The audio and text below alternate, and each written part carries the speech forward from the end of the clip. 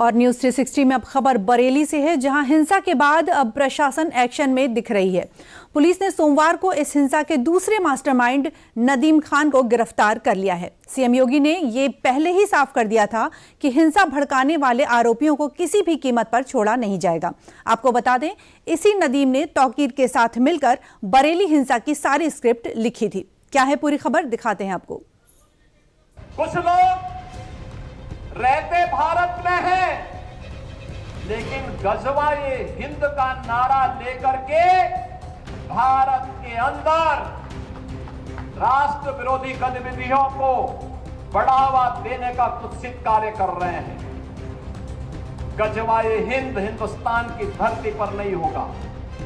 सवेर झांगुर जैसे हाल तो उनके भी होने ही हैं।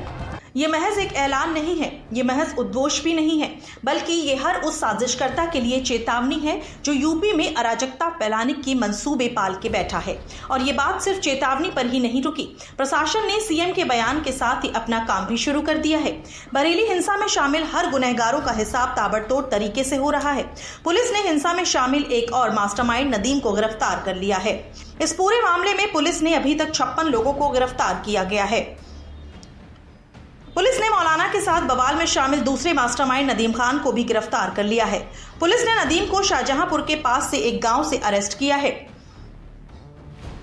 नदीम पर हिंसा को भड़काने और पुलिस को गुमराह करने का आरोप है। नदीम के पास से पुलिस को एक फोन, एक तमंचा, 12 बोर, 2 जिंदा कारतूस बरामद हुई। हिंसा भड़काने वाले आरोपियों को किसी भी कीमत पर छोड़ा नहीं जाएगा, ये बात खुद सीएम योगी एकदम साफ कह चुके हैं और इसलिए बरेली पुलिस भी बड़ी कार्रवाई कर रही है। इस हिंसा का दूसरा मास्टरमाइंड जो नदीम खान गिरफ्तार हुआ है, इस नदीम ने तौकीर के साथ मिलकर बरेली हिंसा की सारी स्क्रिप्ट लिखी।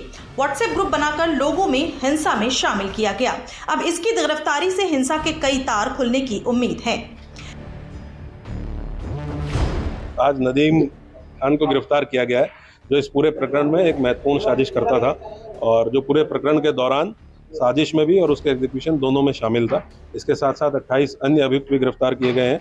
टोटल 29 अभियुक्त गिरफ्तार करके आज जेल भेजे जा रहे हैं। इनसे विस्तृत पूछताछ हुई है और पूछताछ में बहुत महत्वपूर्ण तथ्य प्रकाश में आए हैं, जो हमारी इन्वेस्टिगेशन में भी काफी हेल्पफुल होंगे। अभी तक कितने लोगों को गिरफ्तार किया गया? टोटल 56 लोग इस पूरे प्रकरण में गिरफ्तार किए जाए। व्हाट्सएप ग्रुप से अलग अलग माध्यमों से, व्हाट्सएप कॉल करके भी, नॉर्मल कॉल करके भी और व्हाट्सएप मैसेज करके भी, इसके द्वारा लोगों को ये मैसेज किया गया कि इनको अगले दिन वहाँ पे इकट्ठा होना है। क्या डॉक्टर नफीस को भी ट्रैक किया जा रहा है? उनको भी, वो भी जल्दी सभी अभियुक्त जो भी इस घटना में नामजद अभियुक्त है या अज्ञात है और हमारी पूछताछ में विवेचना में शामिल हुआ है, सामने आया है, उनके लिए हमारी टीमें लगी हुई है। और भी लोग चिन्हित किए जा रहे हैं? हाँ बिल्कुल, वो तो क्योंकि इतनी बड़ी संख्या में लोग थे तो हम लोग सीसीटीवी के माध्यम से और लोगों को चिन्हित कर रहे हैं। दूसरी तरफ बरेली विकास प्राधिकरण एक्शन मोड में आ गया है। प्रशासन ने मौलाना तौकीर रजा के समर्थकों की संपत्ति को भी सीज करना शुरू कर दिया है।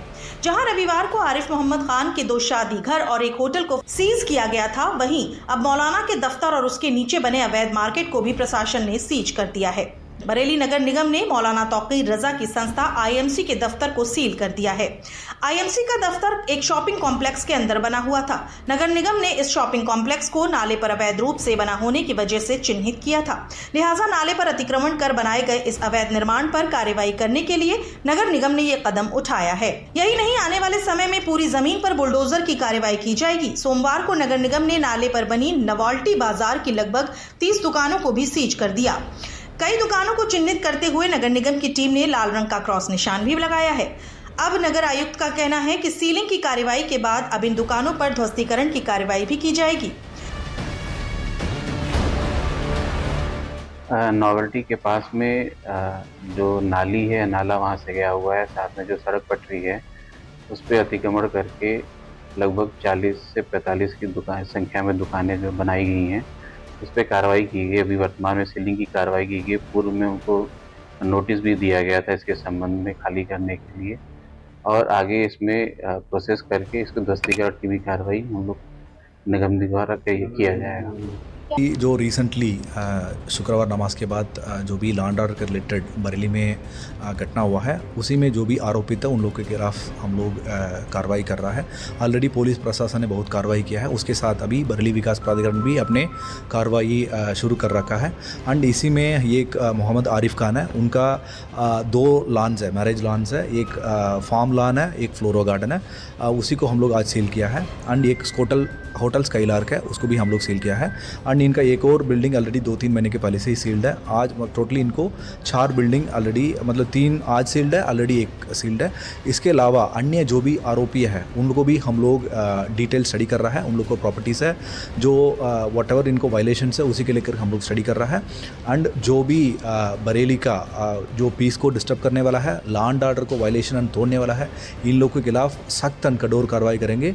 ये आज पहली शुरुआत है, आगे भी ये रहेगी, कठोर से कठोर कार्रवाई करेंगे। वहीं बरेली में शुक्रवार को नमाज के बाद हुए उपद्रव के मद्देनजर लागू की गई इंटरनेट और एसएमएस की सेवाओं पर पाबंदी को 1 दिन और बढ़ा दिया गया है। पहले ये पाबंदी 28 और 29 सितंबर के लिए थी, इसे अब 30 सितंबर तक के लिए लागू कर दिया गया है। इस दौरान जिले में इंटरनेट और एसएमएस सेवाएं निलंबित रहेंगी। वहीं बरेली के जैसा ही कानपुर में भी बवाल की साजिश का हैरान करने वाला मामला सामने आया है। कानपुर नगर में बवाल की साजिश रचने वाले 26 लोगों के खिलाफ रिपोर्ट दर्ज की गई है। दरअसल कुछ उपद्रवियों द्वारा शहर में एक भड़काऊ ऑडियो जारी करके जुम्मे की नमाज के बाद सौहार्द बिगाड़ने की साजिश की गई थी।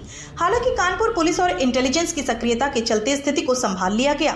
मामले को लेकर एक नामजद समेत 25 अज्ञात लोगों पर रिपोर्ट दर्ज की गई है। पुलिस मामले की जांच में जुटी है।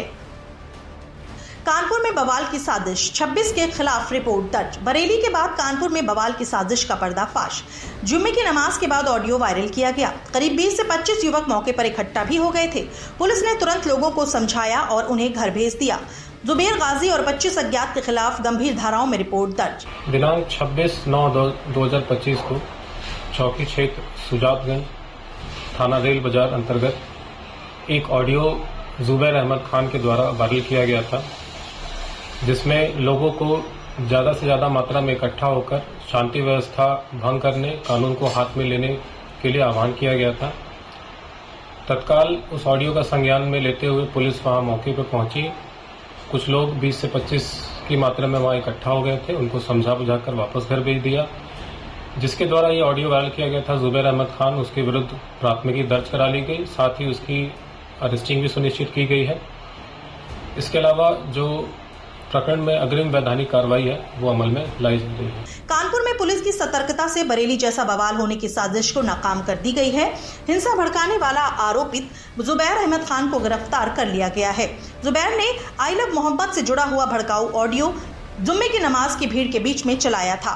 बरेली हिंसा के बाद से ही यूपी प्रशासन अलर्ट मोड पर है और हर साजिश को नाकाम करने में लगी है। और न्यूज़ 360